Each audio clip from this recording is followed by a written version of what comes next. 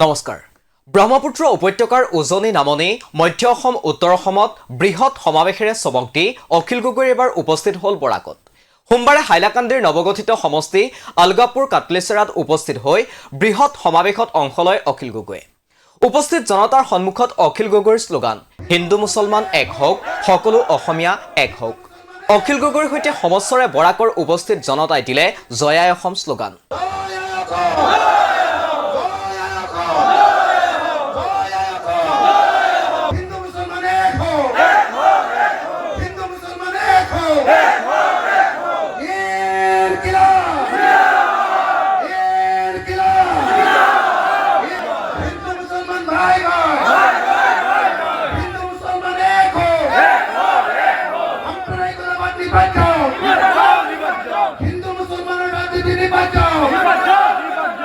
বৰাকত উপস্থিত হৈ অখিল গগৈয়ে বিজেপি চৰকাৰৰ ছত্ৰছায়াত চলি থকা সিন্ডিকেট ৰাজৰ বিৰুদ্ধেও সৰব হৈ পৰে।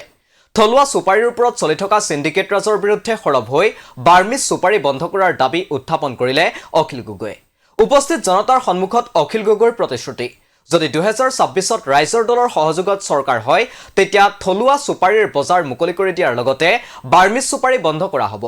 লগতে বৰ্তমান থলুৱা চুপাৰী সৰবৰাহৰ ক্ষেত্ৰত যি সিন্ডিকেট ৰাজ চলি আছে সেই সিন্ডিকেট চক্ৰকো জেললৈ প্ৰেৰণ কৰাৰ হুমকি প্ৰদান কৰে অখিল গগৈয়ে।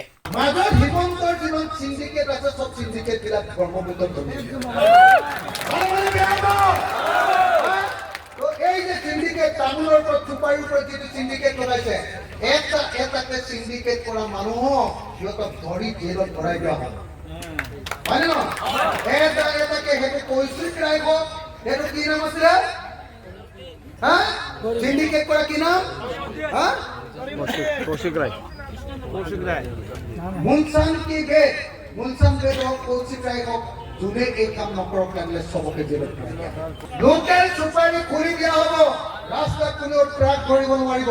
লোকেল সুপাৰি আৰু কোনো বাৰ্মাৰৰ পৰা সুপাৰি আনিবলৈ দিয়া নহ'ব। আমাৰ সুপাৰিৰ দাম পাব। অখিল গগৈৰ প্ৰতিশ্ৰুতি, যদি 2026ত ৰাইজৰ দলৰ চৰকাৰ হয় তেতিয়া খেতিয়কে বছৰৰ সকলো সময়তে যাতে খেতি কৰিব পাৰে তাৰ ব্যৱস্থা গ্ৰহণ কৰিব। লগতে উৎপাদিত শস্যৰ সঠিক মূল্য খেতিয়কক প্ৰদান কৰাৰ বাবেও ৰাইজৰ দলৰ চৰকাৰে কাম কৰিব বুলি প্ৰতিশ্ৰুতি অখিল গগৈৰ। ইয়াৰ দ্বাৰা খেতিয়কেও কৃষিজাত সামগ্ৰীৰ অধিক মূল্য লাভ কৰিব আৰু গ্ৰাহকেও কম মূল্যত কৃষিজাত সামগ্ৰী লাভ কৰিব বুলি উল্লেখ কৰে অখিল গগৈয়ে। যদি আমি চৰকাৰত থাকো বা আমি চৰকাৰ বনাও, নাম্বাৰ 1 অসমৰ সব খেতি পথার কৃষি ভূমিতে আমি 5 বছরের ভিতরে জলসিঞ্চনের ব্যবস্থা করব। একটা পথারে 3 বার খেতি হবে। এতে একবার খেতি হয় আমি 3 বার খেতি করার একটা পরিবেশ আনবে। 3 বার খেতি হবে আর 3 বার যদি খেতি হয় 3 বার খেতি হলে যার ইনকাম 1 লাখ টাকা আসলে এক বছৰত ইনকাম বাঢ়িতে 3 লাখ টকা হয়। মানুহে বছৰত 3 বাৰ খেতি কৰিব লাগিব।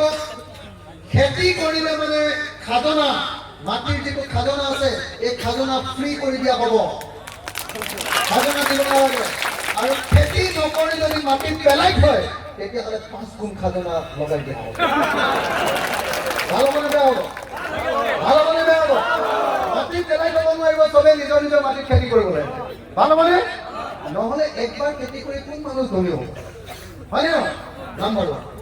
নাম্বার 2, অসমৰ প্ৰত্যেকজন খেতিয়কৰ যিটো উৎপাদিত বস্তু যেনেকে ধান, যেনেকে সৰিয়হ, মৰাপাট, জোৰ, শাক পাচলি যি প্ৰডাকশ্যন কৰিব, তামোল, চুপাৰী যি প্ৰডাকশ্যন কৰিব, প্ৰডাকশ্যন কৰোঁতে যদি 5 টাকা খৰচ হয় ইয়াৰ দাম আমি দিম 15 টাকা। গ্ৰাহকে কম দামে পাব আৰ খেতিয়কে বেশি দাম পাব। ভালো কৰে মাজত হিমন্তৰ যিমান সিন্ডিকেট আছে সব সিন্ডিকেট বিলাক ব্ৰহ্মপুত্ৰৰ জমি। উল্লেখ্য যে ৰাইজৰ দলৰ সভাপতি তথা শিৱসাগৰ সমষ্টিৰ বিধায়ক অখিল গগৈয়ে ধাৰাবাহিকভাৱে ৰাজ্যৰ ভিন্ন প্ৰান্তত অংশগ্ৰহণ কৰিছে এখনৰ পাছত আনখন সমাৱেশত।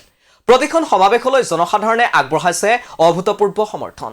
অখিল গগৈৰ লক্ষ্য 2026 দাবী, 2026ত ৰাইজৰ দলৰ সমৰ্থন অবিহনে কোনো ৰাজনৈতিক দলে চৰকাৰ গঠন কৰিব নোৱাৰে। 2026ত অতি কমেও 20খন আসন দখল কৰি চৰকাৰৰ শক্তিশালী অংশীদাৰ হোৱাৰ লক্ষ্যৰে অখিল গগৈয়ে অংশগ্ৰহণ কৰি অহা সমাৱেশবোৰ হৈ পৰিছে ৰাজ্যৰ ৰাজনীতিৰ এক বিশেষ ইংগিত বহনকাৰী।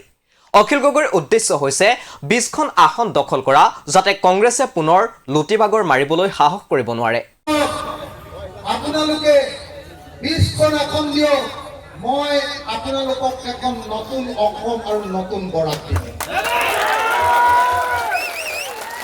মই ৰাইজৰ দলৰ সভাপতি হিচাপে আপোনালোকক প্ৰতিশ্ৰুতি দিছো, আপোনালোকে মই এজন এমএলএ থাকোঁতে হিমন্ত এনেকে কপি থাকে, আমাৰ যদি 20জন এমএলএ দেখিব পাৰো, তেতিয়াহ'লে হিমন্ত নহয় হিমন্তৰ বাপেক থাকিলেও এনেকে লুটিয়াই দিয়ে।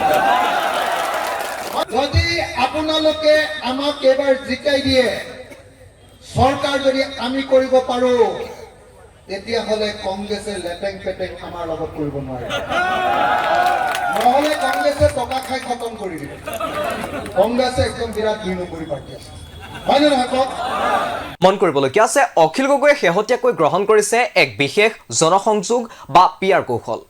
প্ৰতিখন সমাৱেশতেই অখিল গগৈৰ সৈতে জনসাধাৰণৰ প্ৰত্যক্ষ সংযোগ দেখা গৈছে আৰু জনসাধাৰণৰ সৈতে সক্ৰিয় আৰু পোনপটীয়া অংশগ্ৰহণ, আগ্ৰাসী প্ৰচাৰ, ধাৰাবাহিক যোগদান কাৰ্যসূচী, ইছ্যুভিত্তিক ৰাজনৈতিক প্ৰচাৰ আদিৰ যোগেদি 2026 চনৰ নিৰ্বাচনত অখিল গগৈ কেনে স্থিতিত উপনীত হয় সেয়া নিশ্চিতভাৱে এক লক্ষণীয় বিষয় হৈ পৰিছে।